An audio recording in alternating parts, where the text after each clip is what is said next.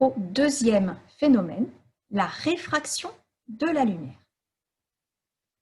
La réfraction de la lumière, vous l'avez ici, c'est ce phénomène très particulier qui nous donne l'impression, comme tout à l'heure avec l'eau d'Harry, de voir des objets coupés en deux.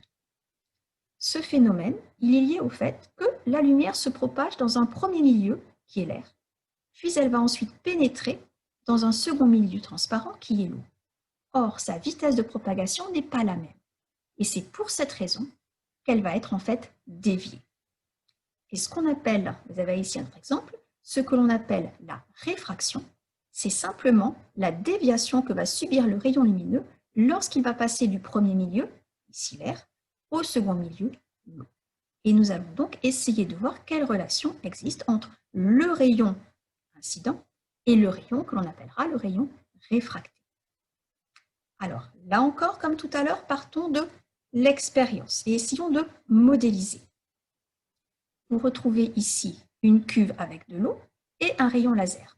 On va commencer par schématiser en 2 dimensions notre cuve, avec l'air au-dessus, l'eau en dessous, la surface de séparation de l'eau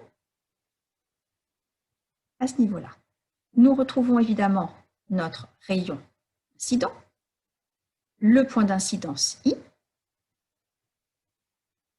le rayon réfléchi. Nous plaçons sur notre schéma notre droite virtuelle, la normale. Rappelez-vous, rayon incident, rayon réfléchi sont symétriques par rapport à cette normale. Et enfin, le rayon réfracté.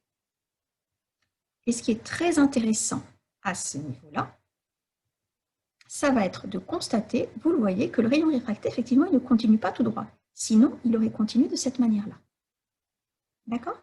Donc ici, l'angle incident entre la normale et le rayon incident. Là, l'angle réfléchi entre la normale et le rayon réfléchi. Et enfin, un angle dit réfracté entre la normale et le rayon réfracté.